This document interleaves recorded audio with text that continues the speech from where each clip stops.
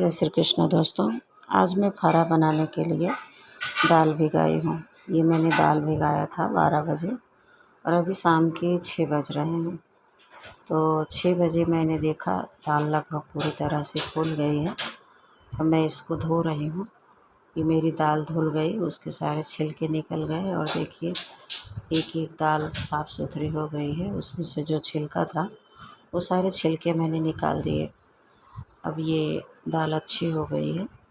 अब दाल को मैंने साइड में रख दिया और अब मैं ये चावल का आटा है, चावल का आटा लिए। चावल के आटे में थोड़ा सा गेहूं का आटा भी मिला देने से वो अच्छे से सांते बनता है। और इसमें मैंने ये थोड़ा सा नमक डाला क्योंकि आटे में नमक रहेगा तो ज़्यादा सही रहेगा। और उसके बाद मैं अभी आटे को सानूँगी। ये नमक डाल करके अच्छे से मिक्स कर दिया और मिक्स करने के बाद मैं अब आटा को सान रही हूँ। ये आटा मेरा सना गया, सान के मैंने रख दिया। आटा सान के कुछ देर ढक कर के रख दूँगी तो वो बनाने में आसान रहेगा। अब उसके बाद अब मैं दाल पीसने की तैयारी में हूँ। ये मिक्सर है, अब ये मिक्सर में मैं दाल को पीसूँगी। ये दाल डाला और दाल के साथ इसमें लहसुन और मिर्ची भी साथ में पीस लूँगी। जीरा, लहसुन, मिर्ची, अदरक सब कुछ दाल के साथ ही मैं पीस लेती हूँ। और बाद में फिर इसमें सूखा धनिया और हल्दी सब कुछ मिलाती हूँ।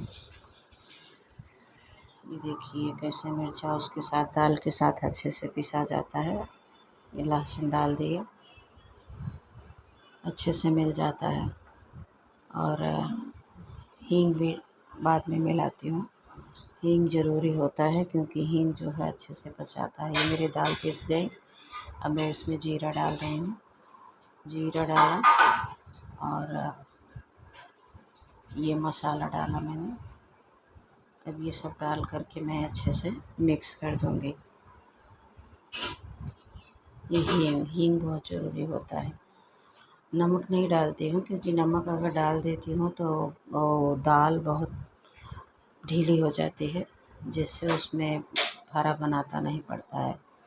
जब मैं बनाने लगती हूँ तो धीरे धीरे उसमें थोड़े थोड़े मैं नमक डालती हूँ। अब ये मैंने पानी रखा है, पानी में थोड़ा सा हल्दी और नमक और थोड़ा सा तेल डालना ज़रूरी होता है क्योंकि अगर तेल नहीं डालेंगे तो सारे फारे आपस में चिपक जाएंगे तो वो अच्छे नहीं बनेंगे। अब इसको मैंने रख दिया गरम करने के लिए। अब ये गरम होगा और अब मैं फारा बनाऊँगी। अब ये फारा की छोटी छोटी लोई बना करके, ऐसे फारा बनाने के लिए अगर 2-3 लोग हों तो ज़्यादा अच्छा रहता है। ये मैंने लोई बना ली। लोई बनाने के बाद अब देख रहे हैं कैसे थोड़ा थोड़ा उड़द में जो मसाला वसाला मिला करके रखी थी, अब उसमें मैंने थोड़ा सा थोड़े में ही नमक मिलाऊंगी। जितना भरना हो उतने में ही मिलाओ, नहीं तो वो ढीला हो जाता है तो पानी पानी हो जाता है और भरते नहीं बनता है। अब इसमें थोड़ा थोड़ा सा उड़द रख के, उड़द का जो दाल बनाई हूँ मिक्स किया है सब। अब ये थोड़ा थोड़ा रख रही हूँ मैं और रख के ये सब पे उतना ही रखो जितना कि मोड़ा जा सके। पूरी तरह से उसको पैक कर देती हूँ।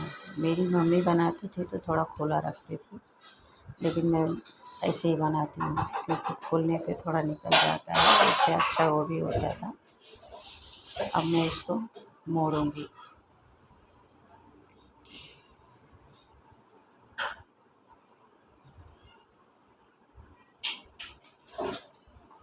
ये देखिए, ये ऐसे पूरी तरह से उसको मोड़ देते हैं तो अंदर पक जाता है और दाल के अंदर पानी भी नहीं जाता है और दाल पक भी जाती है और चावल का आटा भी पक जाता है।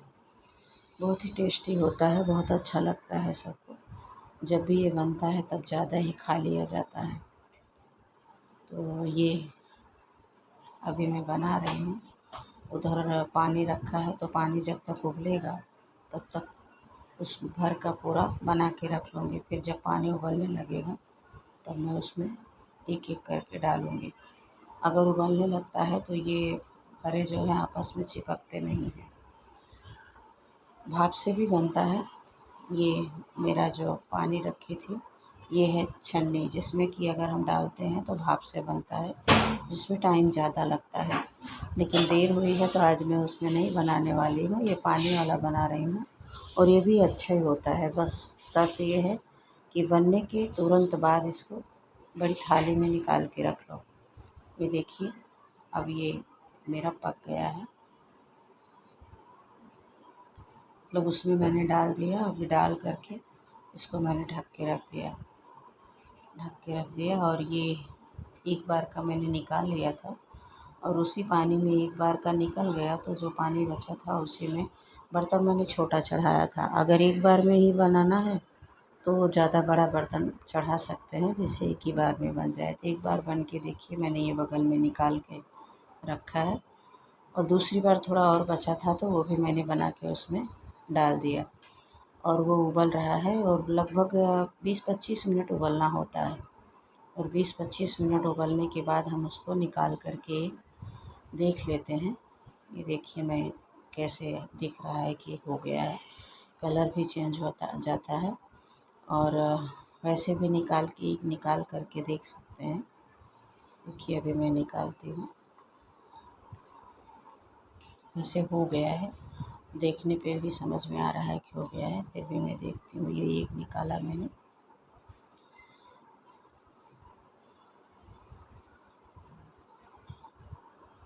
ये देखिए चम्मच अगर उसमें धंस जा रहा है तो इसका मतलब वो हो गया है, मतलब हो गया है, ये हो गया है। तो अब मैं सारे हरे को निकाल के रख लूँगी। अगर तुरंत ही निकाल के रख लेते हैं तो सब पानी सूख जाता है और जिस तरह से हम छन्नी से बनाते हैं वो होल वाले से सूखा उसी तरह से हो जाता है। लगता ही नहीं है कि हमने पानी में बनाया है और ये पानी में बनाने की वजह से थोड़ा इजी हो जाता है और जल्दी बन जाता है। और ये दूसरी घानी जो एक बार बन गया था और फिर दूसरी बार हमने डाला, ये दूसरी बार वाला भी सब कुछ डाल के मैं वापस ढक दूँगी और 20-25 मिनट के बाद ये भी हो जाएगा। और इसको भी मैं और ये मैंने चटनी बनाया है, धनिया, पुदीना, टमाटर और लहसुन मिर्चा की चटनी। इसके साथ ही बहुत अच्छा लगता है। सादा होता है, ज़्यादा ऑयली होता नहीं है, ज़्यादा तीखा नहीं होता है। जिसको ज़्यादा तीखा वगैरह होता है तो ज़्यादा तीखी चटनी बना लेता है। ये मेरा दूसरी बार वाला भी हो गया है, अब मैं इसको भी निकाल लूँगी। अगर पानी में से निकाल लेते हैं तो सूख जाता है तो ज़्यादा अच्छा लगता है, नहीं तो पानी में पड़े पड़े अच्छा नहीं रह जाता। ये ताज़ा ताज़ा गरम गरम तो मेरे यहाँ सादा भी खाते हैं और किसी किसी को सादा नहीं पसंद है तो वापस मैं इसको फ्राई करती हूँ।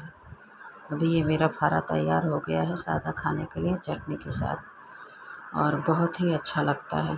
2 रोटी खाने वाले भी फारे को 8-10 आराम से खा लेते हैं। और ये चटनी मैंने बनाया, देखिए चटनी किस तरह से टमाटर, धनिया पत्ती, मिर्चा, पुदीना और बहुत ही अच्छी चटनी के साथ लगता है। मेरे घर पे तो घी के साथ भी खाते हैं, घी को आग पे रख के पिघला के। अब ये कुछ जैसे मेरे बच्चों को फ्राई किया हुआ अच्छा लगता है तो इसको फ्राई करने के लिए मैंने काटा। काटने के बाद अब मैं ये कढ़ाई में ऑयल डाल रही हूँ। ऑयल के साथ मैंने अब इसमें मैं जीरा डालूँगी, जीरा, राई, जिसको जो पसंद है, कढ़ी पत्ता सब कुछ डाल सकते हैं। और मेरे यहाँ ज़्यादातर जीरा का ही तड़का सबको पसंद है इसके साथ। तो अब मैं ये जीरा डाल रही दी हूँ, जीरा हो जाए तब उसके बाद में ये कटा हुआ हरा डालूँगी और वो मस्त फ्राई हो जाएगा, कुरकुरा हो जाएगा तो अब इसको चटनी के साथ, चाय के साथ भी खा सकते हैं, फिर बहुत अच्छा लगता है। ये है।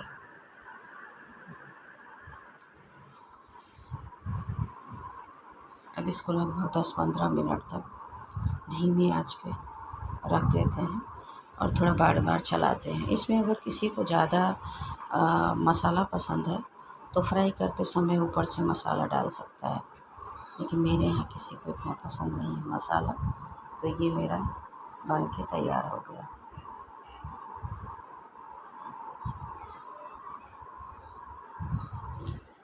अब मेरा जो बचा हुआ दाल है उस दाल का मैं बड़ा बनाने वाली हूँ। तो दाल में वैसे तो सूरन वूरन डालते हैं, लेकिन मैंने ये आलू घिसा और आलू घिसने के बाद उसमें मिला दिया और उसके बाद ये मस्त बड़ा कुरकुरा बड़ा बन गया।